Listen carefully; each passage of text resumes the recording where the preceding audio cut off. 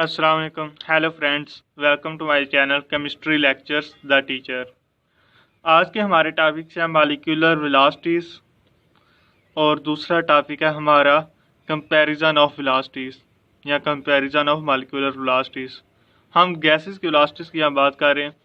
तो according to kinetic theory of gases, molecules of a gas move randomly collide among themselves and with the walls of the vessel and change their directions. कि gas के molecules हैं वो randomly move करते हैं, आपस में भी टकराते हैं और वेसल्स की वाल से भी टकराते हैं और डायरेक्शंस भी चेंज करते हैं।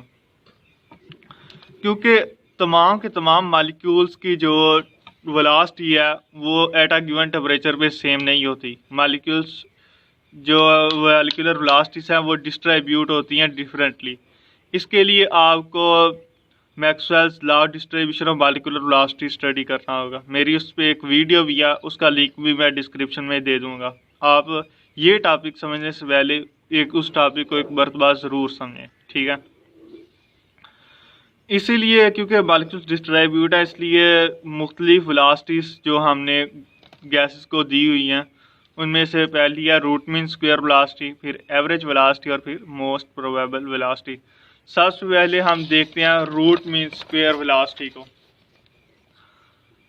आप फर्ज करें कि N1 मालिक्यूल्स जो गैस के हैं उसकी वेलोसिटी C1 है, N2 मालिक्यूल्स की C2 है और N3 मालिक्यूल्स की C3 है और इसी तरह बाकियों की। तो पहले मीन स्क्वायर वेलोसिटी क्या होगी, आप वेलोसिटीज का स्क्वायर लें और जिसे डिवाइड किया गया है किससे, नंबर ऑफ मालिक्यूल्स पे कि जिसकी वो वेलोसिटी पोजेस करती हैं। इस तरह हमारे पास एक एक्सप्रेशन आ जाएगी, ठीक है। अब इन तमाम का सम जो है वो टोटल नंबर ऑफ मालिक्यूल्स के बराबर है। तो इस तरह मीन स्क्वायर वेलोसिटी की इक्वेशन ये आ जाती है। अब इसका स्क्वायर रूट लें, ऊपर हमने स्क्वायर दिया था सिर्फ, ठीक है। यहाँ हम स्क्वायर रूट लेंगे तो हमारे पास ये एक्सप्रेशन इस तरह आ जाएगी। इससे रूट मीन स्क्वायर वेलोसिटी कहते हैं। रूट मीन स्क्वायर वेलोसिटी की वैल्यू मालूम करने के लिए जो हमने एक्सप्रेशन ड्राइव किया वो हम करते हैं काइनेटिक इक्वेशन ऑफ गैसेस से। Derivation of kinetic equation of gases, इस पर भी मेरा एक लेक्चर है, उसका लिंक भी मैं डिस्क्रिप्शन पे दे दूंगा। ये इक्वेशन किस तरह आई उससे आपको ये मालूम हो जाएगा, ठीक है। वहाँ मैंने इस एन को कैपिटल एन से शो किया, उससे कोई फ़र्क नहीं पड़ता, बहुत सी बुक्स में ऐसे ही किया हुआ है। और वेलोसिटी जो सी है इसको मैंने यू से शो किया वहाँ पर, इसलिए कंफ्यूज नहीं होना। अब ये N total number of molecules हैं।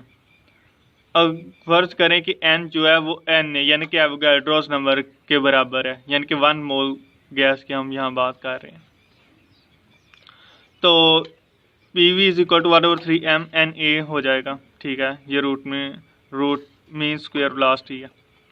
अब general gas equation for 1 mole हमें पता है PV is equal to RT है, क्योंकि PV is equal to nRT होता था, क्योंकि हमने कहा कि 1 मोल के लिए n तो 1 होगा, इसलिए n नहीं है।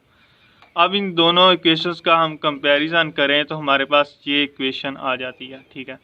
अब ये m जो है ये 1 मालिक्यूल का मैस है। अगर इसको एवोगाड्रोस नंबर के साथ मल्टीप्लाई करेंगे तो हमारे पास 1 मोल का मैस आ जाएगा, ठीक है। ये मोलर मैस आ जाएगा, इसलिए जगह हमने ये लिख दिया। अब m जो है ये इधर जाके डिवाइड हो गया और ये 3 जो है वो उधर जाके मल्टीप्लाई हो गया। मीन स्क्वायर वेलोसिटी आप यहाँ देखें कि ये टेम्परेचर और मोलर मैस पे डिपेंड कर रही है। टेम्परेचर के डायरेक्टली प्रोपोर्शनल है और मोलर मैस के इनवर्सली प्रोपोर्शनल है। अब इस इक्वेशन का हमने जब स्क्वायर रूट लिया तो ये इक्वेशन इस तरह आ गई, रूट मीन स्क्वायर वेलोसिटी आ गई हमारे पास। हमने 3 को ब्रैकेट के बाहर कर स्क्वायर, इसका स्क्वायर रूट हमने अलहदा कर लिया और इसका स्क्वायर रूट की वैल्यू ये आई है हमारे पास। यहाँ देख सकते हैं कि रूट मीन स्क्वायर वेलोसिटी वो अंडर रूट टेम्परेचर के डायरेक्टली प्रोपोर्शनल है और अंडर रूट मोलर मैस के इन्वर्सली प्रोपोर्शनल है। इसकी वजह यह है कि हायर टेम्परेचर पे जो वेलोसिटीज़ हैं वो मालिक्यूल्स की उसकी वजह यह है कि हायर टेम्परेचर पे जो है वेलोसिटी ज़्यादा होती हैं और मोलर मैस जितना ज़्यादा होगा, जितनी हैवियर गैस होगी उतनी वेलोसिटी कम होगी, ठीक है। आप देखेंगे बाकी वेलोसिटी का भी यही होगा। एवरेज वेलोसिटी है उसके बाद, the mean of the all the possible velocities it is generated by C bar. ठीक है, तमाम वेलोसिटीज़ को हमने टोटल नंबर ऑफ मॉलिक्यूल्स पे डिवाइड किया, हमारे पास एवरेज वेलोसिटी आ गई।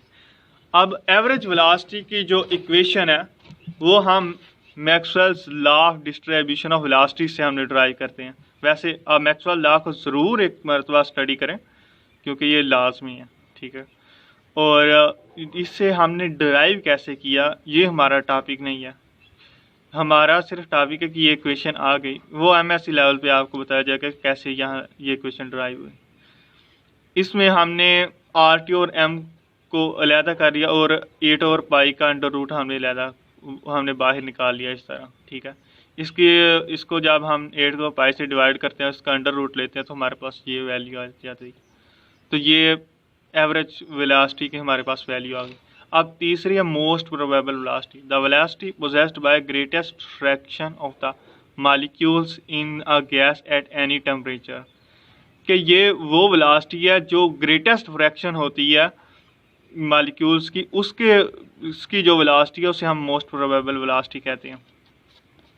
असल में हम मॉलिक्यूल्स को वेलोसिटीज़ के ग्रुप्स में डिवाइड कर देते हैं, इन ग्रुप्स को फ्रैक्शंस कहते हैं।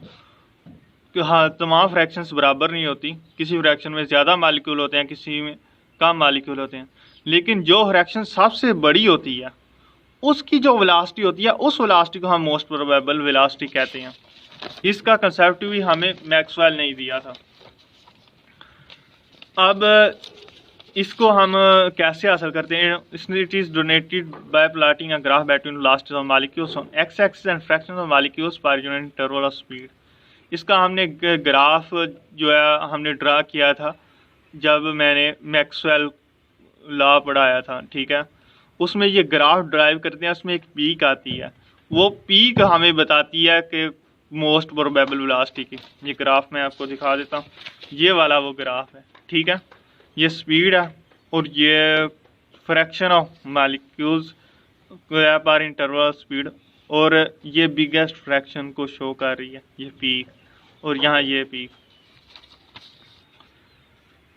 इसकी एक्सप्रेशन भी हमने मैक्सवेल लॉ से ही ड्राइव की थी। किस तरह ड्राइव की ये हमारा टॉपिक नहीं है, हमारा टॉपिक है कि एक्सप्रेशन आई क्या एक्सप्रेशन आई।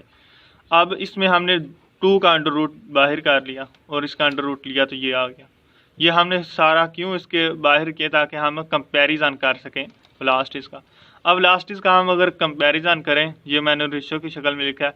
आप फर्ज करें कि हमारे पास एक ही गैस है और उसका कोई भी मखसूस टेम्परेचर पे हम उसे स्टडी कर रहे हैं, यानी कि मोलर मास सेम होगा और टेम्परेचर भी सेम कर लिया। ठीक है, तो अब इनमें ये वाली रेशो आएगी।